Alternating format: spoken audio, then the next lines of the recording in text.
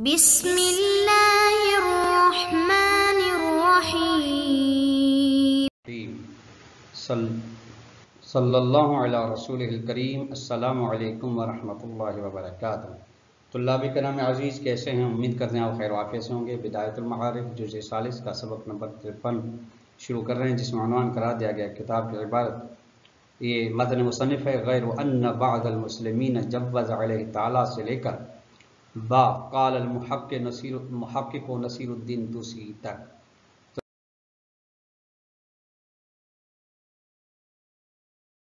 بعض مسلمان فرقے قائل ہیں کہ خدا کبھی انجام دے سکتا ہے، یعنی برا فعل انجام دے سکتا ہے، اور اس فرقے کے جو علماء ہیں مسلمان ہیں ان کا نام ہے اشاعرہ۔ نمبر 2، اشاعرہ اور معتزلہ کے درمیان کون سا اور کس چیز میں بنیادی فرق ہے، اس فرق کو یہاں پہ بیان کیا جائے گا۔ نمبر 3، حسن و قبح کے بارے میں شیخ مفید کے نظریے کی تفصیل بیان کی جائے گی۔ آئیے عبارت کو ملاحظہ فرمائیں۔ وضع علیہ تعالی فعل القبیح ہے۔ اس کے علاوہ یہ ہے کہ بعض مسلمان فرقے جائز قرار دیتے ہیں خدا کے بارے میں قبیح کو انجام دینا، کہ خدا قبیح فعل انجام دے سکتا ہے۔ تقدست اسماءہ، وہ خدا جس کے اسماء پاک و پاکیزہ ہیں۔ نتیجے میں فجوز ان یعاقب المطیعین، کہ بس جائز ہے کہ خدا سزا دے اطاعت گزار بندوں کو۔ وَيَدْخُلَ الْجَنَّةَ الْعَاصِينَ وَالْكَافِرِينَ، اور خدا کے لیے کوئی مسئلہ نہیں ہے، جائز ہے خدا کے لیے گناہ گاروں کو جنت میں بھیج دے، بلکہ حتیٰ کافروں کو جنت میں بھیج دے، مومنوں کو جہنم میں بھیج دے، مطیعون کو جہنم میں بھیج دے۔ یہ تھا اس ٹکڑے کی وضاحت۔ یہ ہے ہم الاشاعرۃ، یہ بعض مسلمان فرقے جو اس عقیدے کے مالک ہیں ان کا نام ہے اشاعرہ۔ اشاعرہ اسی عقیدے پر ہیں، ان کا ایک بنیادی عقیدہ یہ ہے کہ وہ حسن و قبح عقلی کے قائل نہیں ہیں، یعنی وہ خدا کے لیے کہتے ہیں خدا کی مرضی ہے کہ گنہگار کو جنت میں بھیج دے، نیکوکار کو جہنم میں بھیج دے۔ ہم الاشاعرۃ الذین خالفوا مع المعتزلۃ فی مسائل، اشاعرہ ہیں وہ اشاعرہ جو مخالف ہیں، فرق رکھتے ہیں معتزلہ کے ساتھ چند چیزوں میں، چند مسائلوں میں۔ منہا، ان مسائل میں سے ایک مسئلہ یہ ہے، طلاب معتزلہ اور ان میں یہ فرق، یہ دو فرقے ہیں کلامی فرقے ہیں۔ معتزلہ کچھ چیزوں میں ہم اہل تشیع کے ساتھ بھی ہے، عدلیہ جب بولا جاتا ہے تو اس میں امامیہ اور معتزلہ آ جاتے ہیں۔ منہا، ان مسائل میں سے ایک مسئلہ مسئلۃ التحسین و تقبیح العقلیین، حسن و قبح عقلی میں مخالفت ہیں۔ فإن طائفۃ الاولی، یعنی اشاعرہ، ذهبوا الى نفی تحسین و تقبیح العقلیین، اس بات کی جانب گئے ہیں کہ حسن و قبح عقلی نہیں ہے، اس کی بنیاد نہیں۔ حسن و قبح عقلی کیا ہے طلاب اکرام عزیز؟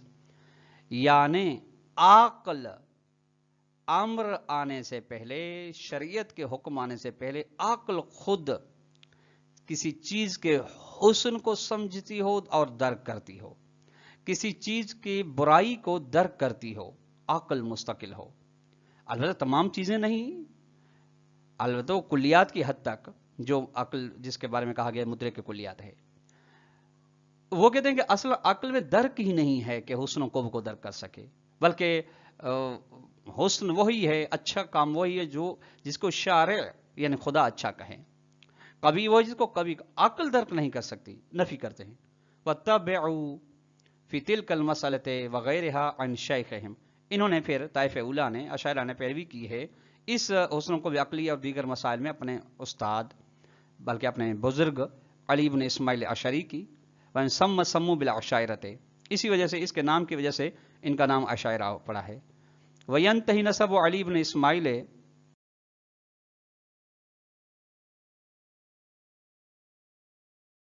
اسماعیل کا سلسلہ نسب ختم ہوتا ہے الی ابی موسیٰ الاشعری، ابو موسیٰ اشعری تک۔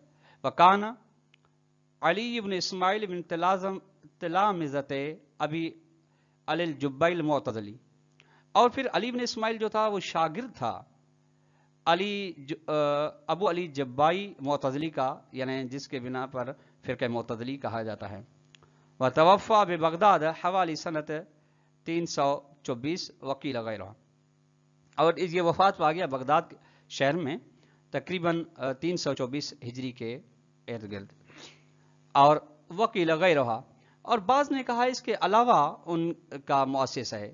یہ بات آپ دیکھ سکتے ہیں جہان بینی صفحہ نمبر 56 پہ۔ وَلَكِنَّ الْإِمَامِيَّةَ وَالْمُعْتَزِلَةَ ذَهَبُوا إِلَى إِثْبَاتِ تِلْكَ الْقَاعِدَةِ، لیکن امامیہ اور معتزلہ اس بات کی جانب گئے ہیں کہ یہ قاعدہ ثابت ہے، حسن و قبح عقلی کو ثابت کرتے ہیں۔ وَكَيْفَ كَانَ، بہرحال جس طرح بھی ہو، حیث ان هذه المسألة تكون من اہم المسائل الکلامیۃ، جب یہ مسئلہ علم کلام کی بنیادی مسائل میں سے ایک مسئلہ ہے، مہم ترین مسائل میں سے ایک مہم مسئلہ ہے، وَيَبْتَنِي عَلَيْهِ الْمَسَائِلُ الْكَلَامِيَّةُ وَغَيْرُهَا، اور اس پر موقوف ہیں کافی کلامی مسائل و غیر کلامی مسائل اصولی وغیرہ، تو فَالْأَوْلَى، یہ ہے سو کا جواب ہے، تو بہتر ہے کہ وہ ملاحظۃ المسألۃ فی کلمات الأعاظم والأکابر من القدماء والمتأخرین، تو بہتر ہے کہ اس قاعدے کو دیکھا جائے، اس مسئلے حسن و قبح عقلی کو دیکھا جائے، ملاحظہ کیا جائے، بزرگان جو کہ قدماء بزرگان ہیں ان کے کلام میں، ان کے گفتگو میں، ان کی کتابوں میں، اور متأخرین اکابر و بزرگان کی کتابوں میں، ان کے کلمات میں دیکھا جائے کہ انہوں نے حسن و قبح کے مسئلے کو کس طرح بیان کیا ہے، حتیٰ تاکہ یتضح مراد المثبت و نافی و ادلتہم، تاکہ واضح ہو جائے ان لوگوں کی مراد حسن و قبح عقلی سے جو حسن عقلی کو ثابت کر رہے ہیں، یعنی معتزلہ و امامیہ، اور جو حسن و قبح کی نفی کر رہے ہیں ان کی مراد واضح ہو جائے اور ان کے ادلہ واضح ہو جائیں۔ آئیے دیکھتے ہیں کلمات الاکابر حول مسئلۃ تحسین و تقبیح۔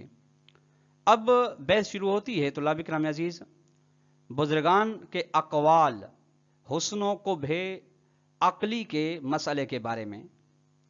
الف، پہلا نظریہ، پہلا قول، پہلا کلمہ، قال شیخ المفید قدس سرہ، شیخ مفید فرماتے ہیں، اقول میں کہتا ہوں، ان اللہ عز وجل عدل کریم خلق الخلق لعبادہ، کہ خداوند متعال عادل ہے، جن سرچشمہ عدل ہے، کریم ہے، بندوں کو، مخلوقات کو اس نے پیدا کیا ہے اپنی عبادت کے لیے، وَأَمَرْهُمْ بِطَاعَتِهِ، اور خدا نے اپنے بندوں کو حکم دیا ہے اپنی اطاعت کے لیے، وَنَهَاهُمْ عَنْ مَعْصِيَتِهِ، اور بندوں کو نہیں کی ہے، روکا ہے نافرمانی سے، وَعَمَّهُمْ بِهِدَایَتِهِ، اور ان سب کو بارے میں ہدایت شامل کی ہے، عمومی قرار دی ہدایت، بَدَأَهُمْ بِالنِّعَمِ، خدا نے آغاز کیا ہے ان بندوں کے بارے میں اپنی نعمتوں سے، وَتَفَضَّلَ عَلَيْهِمْ بِالْإِحْسَانِ، اور خدا نے ان پہ فضل کیا ہے بندوں پہ احسان کے ذریعے سے، لم یکلف احد الا دون طاقت، خدا نے کسی بھی ایک بندے کو طاقت سے زیادہ کی تکلیف نہیں دی، ولم یامر، اور بندے کسی کو بھی ایک کو حکم نہیں دیا، الا حکم دیا ہے بما، اس چیز کا، جعل له علیہ الاستطاعت، جس چیز کی اس کے اندر استطاعت و قدرت و طاقت ہے، لا عبث فی صنعہ یا صنعہ، خدا کی صنعت میں کوئی بےہودگی نہیں پائی جاتی، ولا تفاوت فی خلقہ، مخلوقات میں تفضیل نہیں پائی جاتی، ولا قبیح فی فعلہ، خدا کے فعل میں قبح، ناشائستگی نہیں پائی جاتی، جل ان مشارکت عبادہ فی الافعال، خدا اس سے منزہ ہے، جلیل ہے، پاک ہے کہ اپنے بندوں کو شریک کرے افعال انجام دینے میں، یعنی کوئی بھی خدا کے فعل میں شریک نہیں ہے، وَتَعَالَى عَنْ إِصْرَارِهِمْ، اور خدا بلند و بالا اسے کہ بندوں کو مجبور کرے إِلَى الْأَعْمَالِ، اعمال انجام دینے کی جانب، یا نیک اعمال یا برے اعمال انجام دینے مجبور کرے، کسی بھی بندے کو خدا نے مجبور نہیں کیا،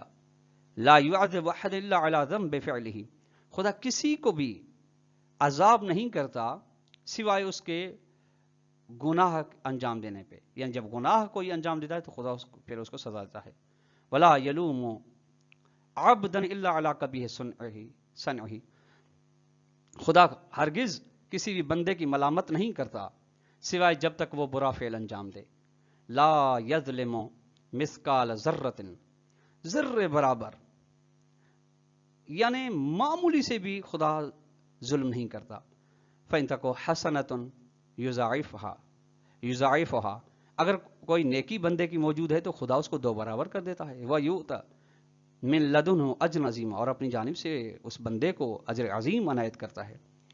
وَعَلَى هَذَا الْقَوْلِ، اس قول کی بنا پہ جمہور و اہل الامامت، تمام اہل امامت یعنی امامت کے ماننے والے یعنی شیعہ امامیہ اس نظرے پر موجود ہیں، یہ جو بیان ہوا شیخ مفید کی جانب سے. وہ بھی اور اسی عقیدے کے بارے میں تواترت الاحاد عن آل محمد صلی اللہ علیہ وآلہ وسلم، روایات تواتر کے ساتھ ہیں محمد و آل محمد کی جانب سے جو یہ عقیدہ ثابت کر رہی ہیں.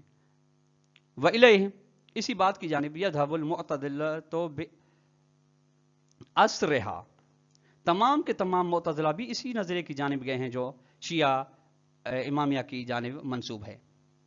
الا ضرارا منہم واتباعہ، سوائے، پھر طلاب کرام غور فرمائے گا معتزلہ خود فرقہ، پھر اس فرقے کے بھی کچھ فرقے بنے ہیں سوائے ضرار فرقے کے جو معتزلہ میں سے ہے، واتباعہ، اور خود اس کے پھر ضرار کے، یہ ضرار ایک شخص نام ہے، اس کے پیروکار. یہ طلاب کرام عزیز زراریہ کہا جاتا ہے. زراریہ فرقہ ہے معتزلہ سے پھر جو جدا ہوا بنا فرقہ. زراریہ جو زرار ابن عمرو کے پیروکار ہیں، اور یہ عقیدہ جو رکھتے ہیں وہ یعنی جبر کا عقیدہ رکھتے ہیں کہ جو بھی بندوں کے افعال ہیں وہ خدا کے خلق شدہ ہیں، پھر اچھے کا افعال ہوں یا برے افعال ہوں.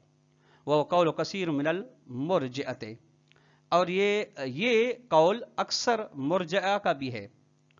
طلاب کرام مرجئہ بھی ایک فرقہ ہے جو عقیدہ رکھتے ہیں کہ ایمان، گناہ کے ساتھ ایمان کو کوئی نقصان نہیں پہنچتا. اگر گناہ بھی ہے ایمان بھی ہے کوئی نقصان نہیں پہنچتا، ہر ایک کی جدا گنا حدود ہے. مرجئہ کو مرجئہ اس لیے کہا گیا ہے کہ وہ امید رکھتے ہیں، یعنی ارجا سے نکلا ہے کہ امید رکھتے ہیں کہ خداوند تبارک و تعالیٰ ان کے بارے میں عذاب کو مؤخر کر دے گا، یہ انہیں امید ہے. مرجئہ و جماعت من زیدیت والمحکمت، زیدیہ اور محکمہ فرقہ ہے، اور یہ بھی اس یعنی استثناء ہے معتزلہ سے جو اسی کے ہیں. زیدیت اللہ فکرم، زیدیہ وہ فرقہ ہے جو زید بن علی بن حسین علیہ السلام کے پیروکاروں میں سے ہیں، اور وہ کہتے ہیں کہ ہر فاطمی نسل عالم ہوتا ہے، شجاع ہوتا ہے، سخی ہوتا ہے، امامت کے بارے میں اگر وہ خروج کرے تو امام ہوتا ہے، واجب الاطاعت ہے. پھر محکمہ جو ہیں یہ فرقہ وہ ہیں جنہوں نے علی علیہ السلام کے برخلاف قیام کیا، بغاوت کی، شورش کا علم بلند کیا.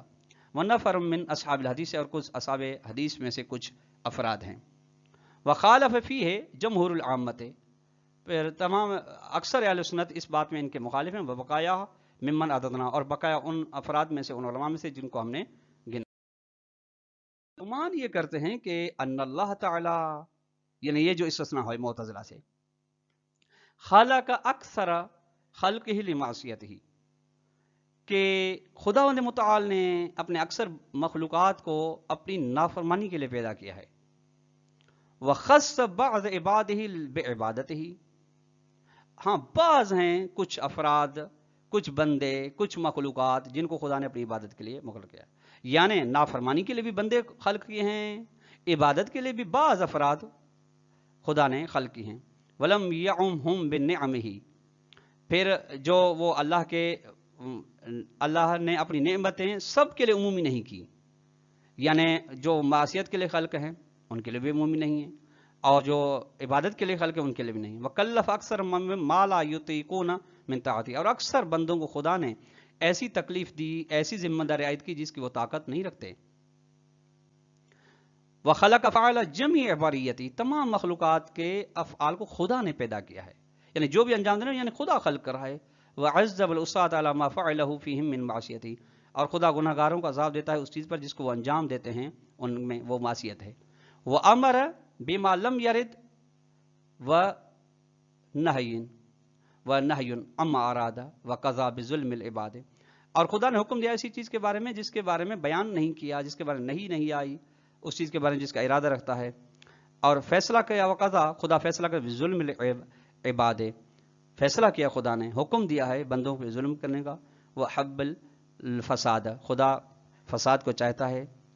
وکرہ من اکثر عبادہ الرشاد، اور خدا ناپسند کرتا ہے اکثر ہدایت یافتہ بندوں کو. تعالی عما یقولون ظالمون علوا کبیرا. یہ قرآن کی آیت کا ہے کہ ایسے عقیدے سے اے ظالم لوگ جو عقیدہ خدا کے بارے میں رکھتے ہیں، خدا اس عقیدے سے بہت بلند و بالا ہے. یہ عقیدہ رکھنا تو دور کی بات، اس قسم کے احتمال دینا شایان شان ربوبی نہیں ہے. یہ اس لیے یا تو پھر ان کے ہاں خدا کا تصور صحیح نہیں ہے، خدا کو ایک عام معمولی آدمی جیسا سمجھتے ہیں، شاید اسی وجہ سے. یہ بات شیخ مفید کی اوائل المقالات کتاب ہے، صفحہ نمبر 24 سے 25 تک موجود ہے. طلاب کرام، آج کا درس اپنے اختتام کو پہنچا. اگر ہم بطور خلاصہ سوال دیں آج کے درس میں، تو سوال نمبر 1 یہ بنے گا کہ اشاعرہ اور معتزلہ کون سے عقیدے میں فرق رکھتے ہیں. نمبر 2، اشاعرہ کا مہم ترین عقیدہ کون سا ہے، اس عقیدے کو بیان کریں. نمبر 3 آخری سوال یہ ہوگا کہ شیخ مفید کا حسن و قبح کے بارے میں کون سا نظریہ، اس کو اختصار کے ساتھ بیان کریں. والسلام علیکم ورحمۃ اللہ وبرکاتہ.